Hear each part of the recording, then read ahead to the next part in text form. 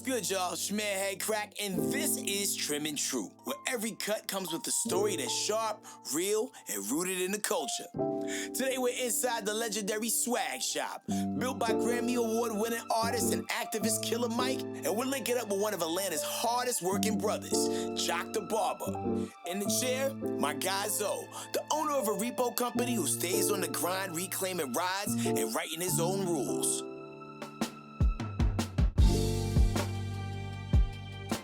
When your day job is that unpredictable, staying clean and composed ain't optional, it's essential.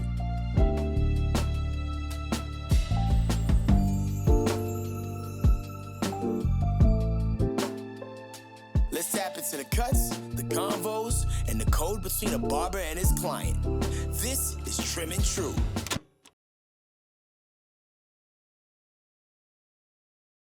Yo, Jock, man, great to have you in the chair, man. Welcome to Trim and True. Yo, man, so when did your barber journey begin, and how did you end up at the Swag Shop?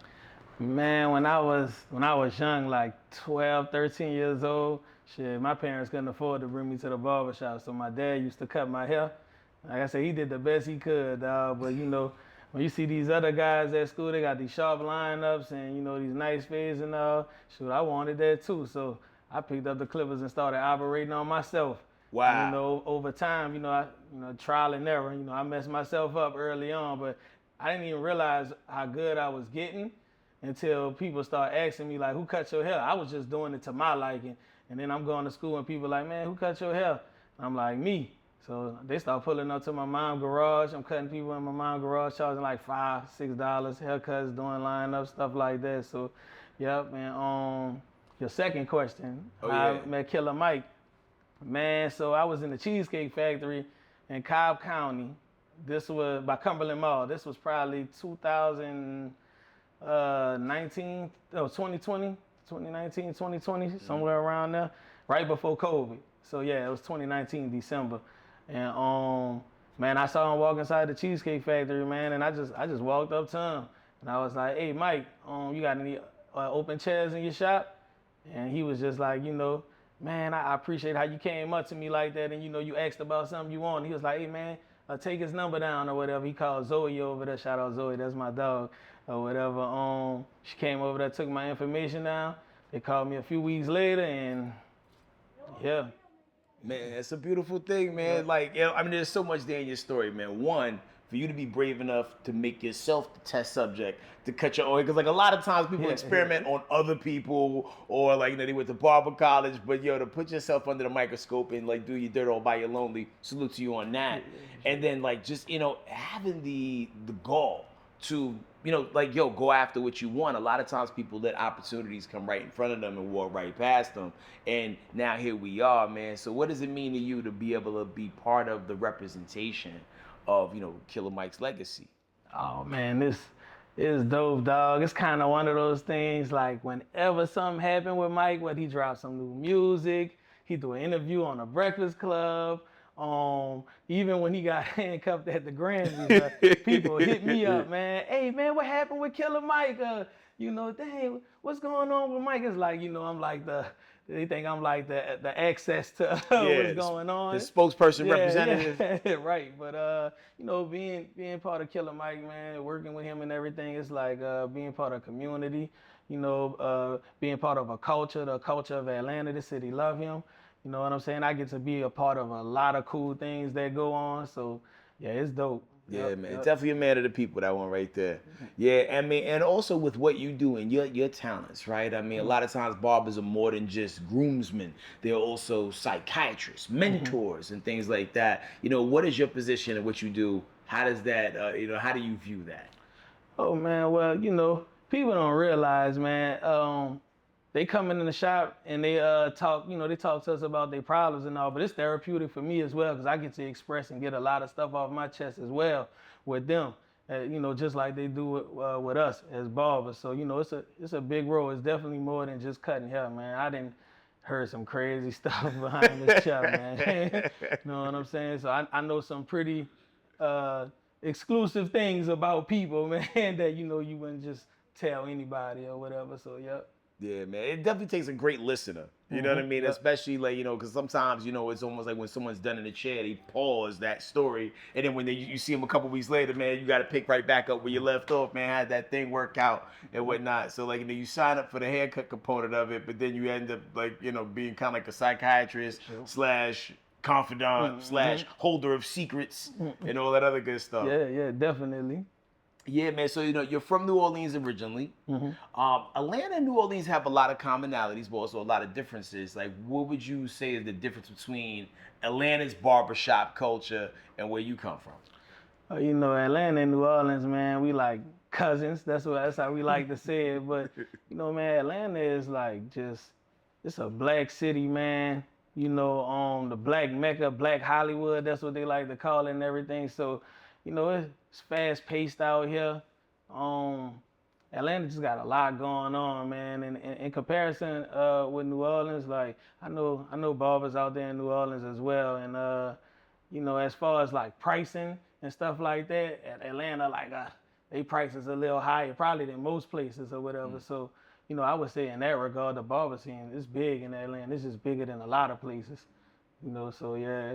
No, a lot of times, cities might have a signature cut or a signature look. When you think about Philly known for like a certain type of beard, DC got their swag and whatnot. What's something from New Orleans that's like very specific to that area? Like, the Boosie fade, Boosie from Baton Rouge. A lot of people wear those Boosie fades, them high and tight fades. Like, we grew up doing all that with the fros and everything, little temps and everything. So that was back then. That's when I was younger. I'm a lot older now, so I don't know exactly what everybody wearing now. Everybody I know got long hair. Yeah. My family and everything, they got dreads and stuff like that, the wave cuts, the basic stuff that most people wear. It's not nothing outside of, like I say, those Boosie fades. You see BG, he used to wear them high fades as well. Yeah, outside of that, everybody kind of just doing, the typical stuff. What do you feel like is the most iconic Atlanta look from like the last 10 years? The nappy hair with the sponge twist with a temper of fade. That's it. Especially them young dudes. That's all they want. Hey, man, give me a little temp and sponge it up at the top. Line it up. Yeah, I was talking to my son, because my son, I remember, my oldest, he like, when they first was starting to do that, he had that for a second, right? And now he got like braids and he's thinking about cutting it and going back to like that little fro. He's like, yeah, man, it's they can pass the little spongy nappy part look of it. What's the elevation from that, Yeah, they typically will just let it lock up over time. And it still be the same thing. Now it's just, instead of it being the little sponge nappy look, they'll just let the hair lock up and then still get a temp or a fade, whatever they had, and line it up. That's what they doing out here. Word. Quick, easy. What's been your favorite tool to use? Because like a lot of times, different brands come in, they come out. Like, what's your favorite tool? Your trick of the trade. Man, I like Stylecraft Instinct Clipper. I have all 3 versions, but I love those. And as far as my liners, I really fool with the Cocoa Clippers, the trimmers. Yeah, they sharp straight out the box. You ain't gotta do no modifications or nothing. Easy maintenance? Yeah, man, easy. Spray it down, clean it, take your top off. The regular stuff. You ain't gotta do nothing crazy. Easy stuff. Yeah, but when you think about Atlanta as a whole, there's so many hustlers that live out here. So many people that's on their grind. Do you feed off of that energy? Because it's an infectious spirit. Especially when you see people that look like us out there, starting their own businesses and whatnot. Like how does that affect you? Does that put the battery in your back? Yeah, I definitely feed off of that. As a barber and being an entrepreneur, networking with people and everything. So, it's the exchange of power. You know what I'm saying? I put you on what I know, you put me on what you know. So yeah, it's definitely a major thing for me. Yeah, just networking with other hustlers, being around other people who grind, getting money, got motion, have things going on. Yep. Yeah. Now, a lot of times, not only do you, do what you do, but sometimes you gotta be a magician. What's the situation where like somebody wanted a cut or a style that was damn near impossible to pull off for what they had going on, but you still worked your magic and made it happen anyway? Man, sometimes you just gotta be real with dudes and be like, hey, bro, you can't do that. You know what I'm saying? I could do this for you, but it's not gonna look just like this. I had a guy come in, this was like when I first started. Nappy hair dude, you can tell he don't take care of his hair or nothing like that. He came in there and showed me a picture of a Hispanic. He got good hair, waves, nice. And he talking about he want his hair like this. I'm like, look, I can give you that style, but it's not gonna look like that. Right. You know what I'm saying? So, you just gotta be honest with people, and people gotta be honest with themselves. Got you. Yeah, that mirror sometimes will like either overinflate the ego or make you think or like sometimes in certain lights be like, oh wow, this is what I look like. Right, Oh, right. whoa. Like, what's a look that you never want to see come back again? Oh man, dang, that's a good one. I never thought about that. A look that I don't ever want to see go back again. Man, it's crazy because for me, it's a lot of old school cuts I would like to come back, like Okay. the high left, low right, the Gumby, just to be creative and be able to do some of those styles again. It's like the little nappy look with just the tip and the fade. It's kind of basic, you can do that in your sleep. So would you feel like you had to be, not necessarily had to be on cruise control for the last few years, but because things aren't as complex as they used to be, your job's gotten a little easier? Yeah, I've been on cruise control, but I like I like the creativity of barbering and being able to, see something and then be able to bring it to life on somebody. Yeah. So yeah, but everybody pretty much getting the same thing. Braids, dreads, they just want to line up a temp and low fade or something like that. So yeah, the creativity is not there like it once was. Those 90s barbers, man. Yeah, they had to do some work. But even with the new equipment in the precision that we have these days, to be able to do those cuts from back then and bring them to modern day, man, they'll look so much better. Actually, it's a guy named New Face. I don't know if y'all familiar about him. That's don't know dog, New Face. Yeah, that's my dog. My boy Rob actually does.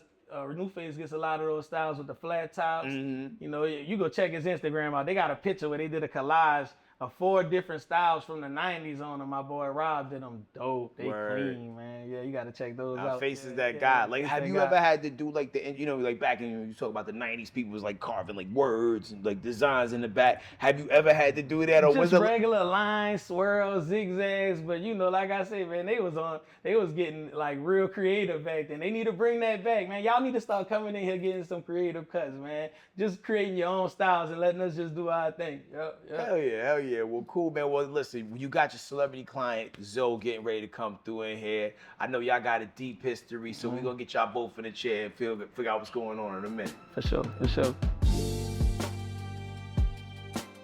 All right, we got serial entrepreneur Zoe in the building, man. How you doing, my brother? I'm good. Detroit representative? Oh, yeah, most definitely. 313 all day. Hell yeah. How long you been in Atlanta? 4 years now. Okay. Do you like it? It's all right. It's different. Like, if you could take 3 things from Detroit and bring them to Atlanta, what would you bring? Coney Island, the realness, and just the hustle. Yeah. Yeah. I mean, Detroit is another one of those cities where, like, you got a lot of grinders, especially in the music space. I don't think I've heard too many, like, bad MCs come out of Detroit, and a lot of great hustlers. And, like, not only do you have your own salon, but you also have your own repo business. Yeah. The best of both worlds. One thing makes people very happy. Right. And the other thing, you might need a gun. Yeah. I always got a gun. 90% of the time, yeah. Man, so which one came first? The repo business back in 05. I started in 05. Got you. Yeah. So are you in a space still where you're the one doing the repoing, or like most of the time I sub it out. Okay. I got guys handling the stuff out there for me. What I'm trying to do now is take on all 50 states. Oh wow. Yeah. Kind of be like the top dog law of repo. Oh yeah, most definitely. Hell yeah. Like, what is the craziest thing that ever happened to you in the repo space? Repo the fire truck out of Arkansas. Wait, like from the fire department? Yeah. All right, so what happens to where the fire department ain't paying their bills and when you got to repo their truck? Everybody got a bill, so I swing them in the bank. Yo, so I've never actually thought about that as a possibility. So, like, could this also happen with police cars as well? Yeah, we actually have 4 sheriff department cars to pick up too. So how does this even, like, because, like, I mean... Well, it's a small entity. It's, like one of the little sub-cities inside the city. And they just didn't pay the bill. So. Wow. Because, like, you gotta, like, you have to do this, like, in the veil of night, right? Because I'd imagine, like, in the daytime... we took theirs from the restaurant. They was at a restaurant? Yeah, took it from the restaurant. So how long did it take you to, like, bag the car, drag it away? No, we just hopped in the fire truck, started up, and took off with it. But I told him, I came in there and told him, I said, hey, we're about to take your fire truck. Oh. Yeah. But is that a courtesy that you give to That was a all people courtesy, whose car yeah. you repo, or just them? Nah, I don't get courtesy people I'm taking the cars from. No. Got you. It was just a fire truck. When you repo the cop car, you gotta tell them, right? Not necessarily. Yo, man, that's dangerous. Like, Detroit's especially- dangerous. especially looking like how we look, man, they'd have thought you was just taking the car. Yeah. But you know, when we took it, state troopers stopped us about 30 minutes later. Got you. If this is Grand Theft Auto, that's like 4 stars. Yeah, I just showed them the paperwork. They was like, okay, well, it's about 15 state trooper cars. Man, yo, listen, you won the game.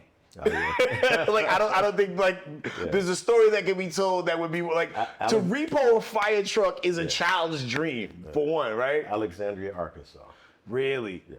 Man, so all right, so on the other side of things, the salon you own. What is the most interesting we're in thing? the process of building it, Salon Suites. Okay. Yeah, it's in Tennessee though. Okay, congratulations, man. It's gonna have about 22 suites up in there. Now, out of all the hustles that you could have dove into, what made you pick those particular fields? Brick and mortar, first of all, for the salon suites, and it's very profitable. Got you, yeah. And so my girl, she's been doing hair for about 20 years now. So I get tired of her working every day, 6 days a week. So let's like build a salon suite where she only got to work about 2 or 3 days out of the week. If you close your eyes, you can hear like Cha-ching. chicks getting moist across the world. You know what I'm saying? Because like, yo, there's so many women who wish they had a dude who looked out for them in that particular way. You know what I mean? Yeah. And man, salute to you for that, man. No, most definitely, man. She deserved it. So. How do you create that work-life balance when you juggling so many hustles, also maintaining relationships and still keeping your personal sanity together? You gotta know when to cut it off.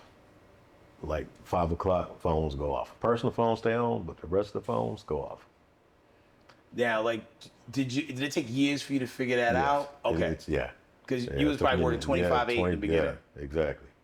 Yeah, especially when I first moved here too, opening up another location here for the repo business. So, man, like, so what's the most difficult part about being a business owner, you would say?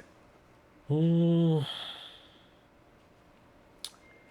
grind never stops. I mean, days you want to take off, some days you can't take off. You know? It's constant. You know, everybody think, oh, you know, you own a business, you rich. No. We got accounts payable, accounts receivable. You know, there's always something. And then juggling those taxes too. Ooh, don't even talk about taxes. So subject for many, man. Yeah, leave that subject alone.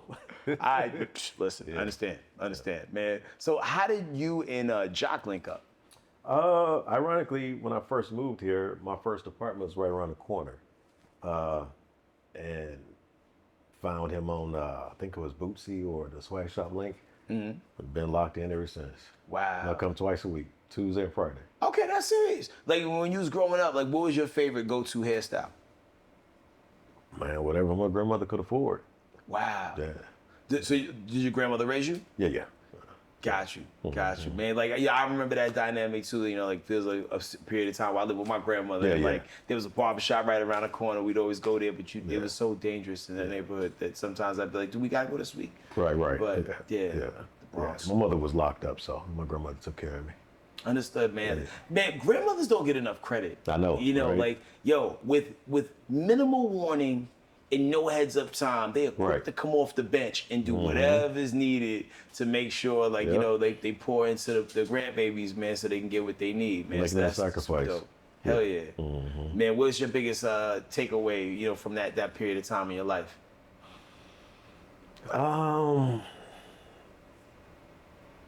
She never gave up, you know.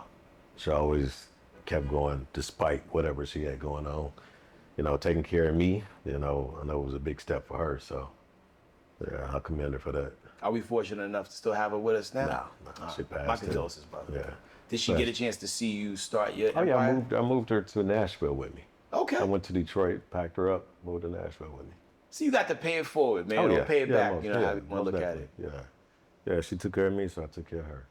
Got you. Yeah. How do you feel like, you know, your personal style affects not only your mentality, like how you move around the world, but how you're perceived in the business world? My style is different. I'm very limited as far as friendships and acquaintances. You know, Jacques, I could say, is a true friend of mine. I don't know. I just don't let everybody know my business. Let everybody know my next move. Got you. Just like to pop out, you know. Would it be safe to say that Jock probably knows more about you than maybe the person that you're in a Jock knows relationship more with? about me than anybody in Atlanta. Yeah. I may know about 4 or 5 people here. I just don't trust a lot of people. But Jock, I trust Jock. Yo, that's a certain type of just trust Yeah. and camaraderie, man. And it's so Yeah. rare in the outside world, but it's so common Right. within the 4 walls of these barbershops. When I first got here, I was like, I'm gonna come twice a week.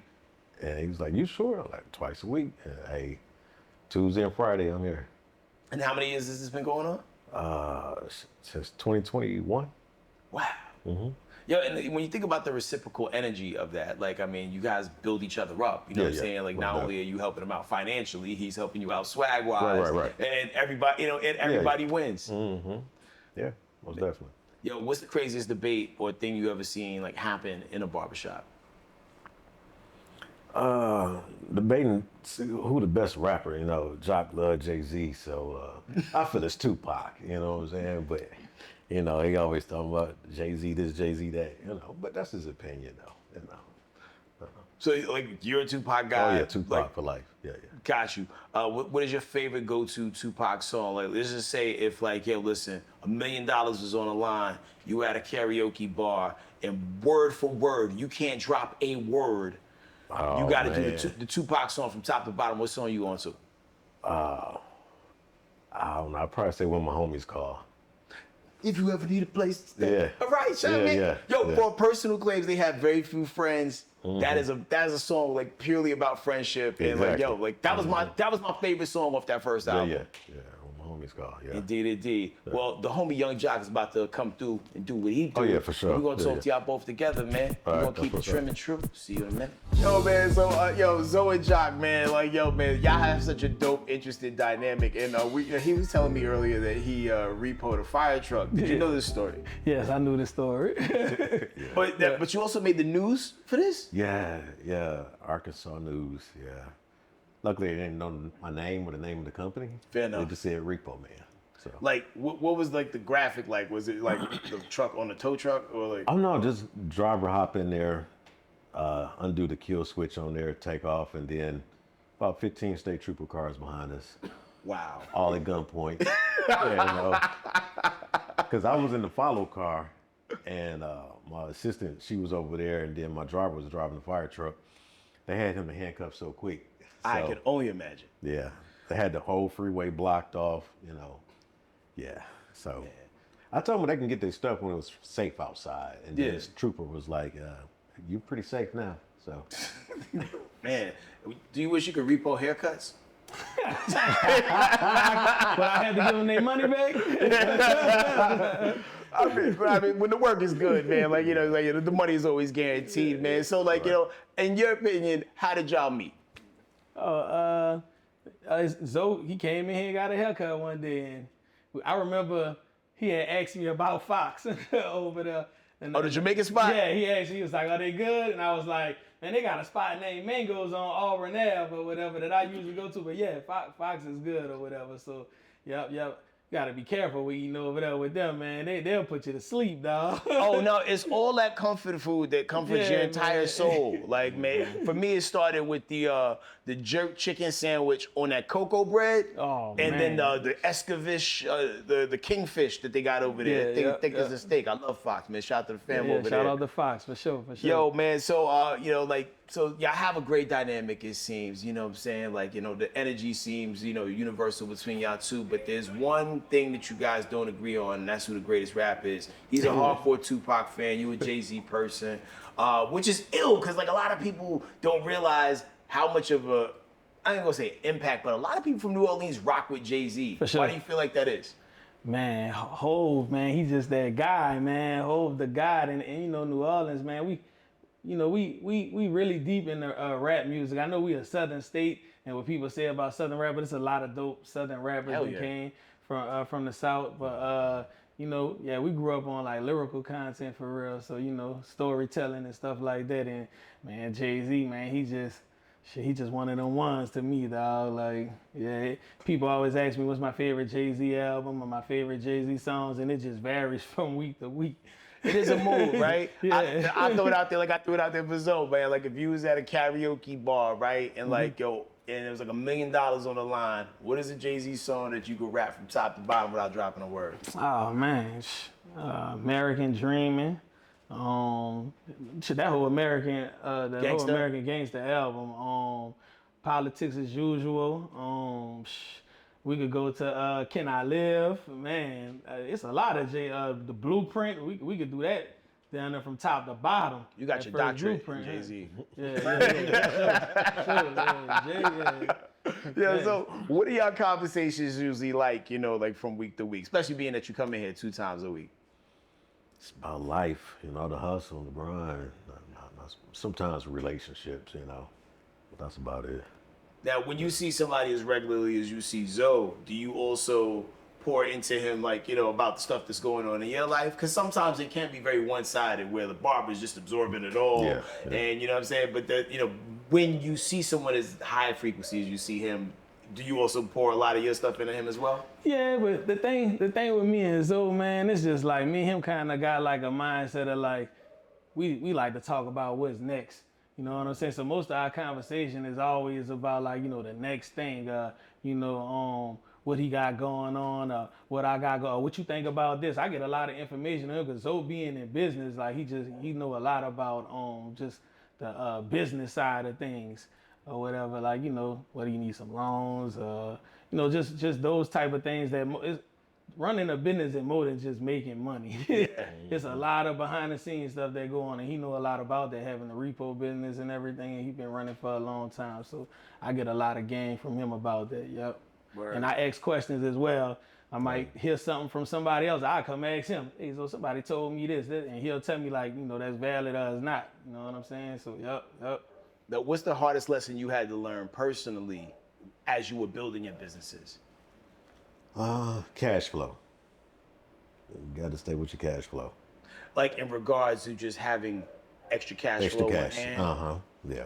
Gotcha. What was the first time where you was like, oh wow, I wasn't prepared for this? I guess when them gas bills for the tow trucks come in. Oh wow. Because, you know, most time business is on a net system where my clients pay like on a net 14, which that means they got 14 days to take care of the invoice, or it might be a net 30, you know, so you may have 28,000 in accounts receivables, but you know, you may have like hasn't been received. Right. You may have like $500 in your pocket. Right. So, you know. Man, and those are things people don't think about, even like maintenance for trucks. You know what I'm saying? Because I talk to people who drive 18-wheelers, and you know, you think about all the fun and the money that you get when the truck up and running. Right. But God forbid that thing break down because you're riding it 7 days a week, and you know you gotta be prepared for that. Yeah, exactly. Man. Like, what do you respect most about Zoe's grind? Oh man, Zoe a hustler, man, and you know. Everything he tell me, his word golden to me. So when he tell me something, that's what it is. Like he said earlier when he was talking about when he first came to the shop, he was like, I cut him. He was like, hey man, you do good. I'm coming twice a week. And I'm like, yeah, all right. You know, you hear that, man. He wasn't lying. I had to tell him. Bro. I'm like, hey, look, I'm just gonna give me your time that you want, and you just call me if you ain't coming. And that's how it is. And the only time he don't come is if he out of town or something like that. But he here 10 o'clock Tuesday, 10 o'clock Friday, every single week. So, you know, that say a lot about a person when, you know, they give you a word and that's what they doing. You know what I'm saying? So, stay consistent with it. Man, so like, if you was to tell anybody that, you know, because like what you do is like entrepreneurialism as well, man. If you had to give anybody a piece of advice on how to, you know, succeed in any aspect of business, what piece of advice would you give them? You gotta stay consistent. Like with this barber and stuff, man, you know, a lot of people, they wanna, you know, it look cool. You know what I'm saying? You can make your own schedule and they think you can just kind of do what you wanna do. And it's like when you're doing that stuff, you treating it like a hustle. So it'll be difficult to actually run a business, man. You gotta be here from this time to that time. You gotta be consistent with your cuts. You know what I'm saying? Your schedule, and your schedule will start being, you know, as consistent as the work you putting out. So Yep, you definitely have to treat it like a real business, man. There's a lot of barbers out here, man, and people been getting into barbering because I can make this, I can do that. But like I said, man, you gotta run your business, man, for real. You gotta treat it like a real job. Like just cause you could clock in and clock out when you want, like, hey man, when the bills start coming around, that money low, you gonna see like, oh man, you gotta put that time in for real. Oh, yeah. So, you know, it's that old saying, you get what you put in. Yes, sir. Yeah. Absolutely. So what piece of advice would you give to people out there? Pray and stay at it. Yeah, put God first. Sometimes it's not going to be easy every day, you know. What's different as far as our businesses. But yeah, just keep grinding and put prayer in. Hey man, short and sweet, man, and to the Yeah. point, man. Yo, appreciate you guys' it's all energy. good. You about to work your magic. Yeah, yeah, We yeah, gonna for step sure, back for and sure, watch for the sure. sparks fly. And thank y'all so much for keeping it trim Oh, yeah. and true.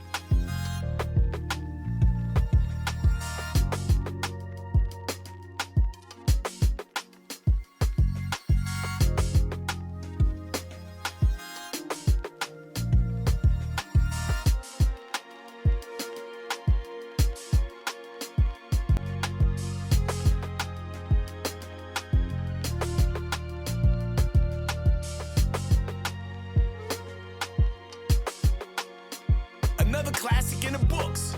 Big respect to Jack the Barber for keeping the city crisp, one cut at a time. And salute to Zoe, a man who handles pressure like a pro, running his repo company with focus and drive. This episode was a reminder that no matter what lane you're in, presentation matters. And the barbershop is where you sharpen more than just your look. Until next time, keep your hustle clean, your mindset sharper, and always stay trim and true.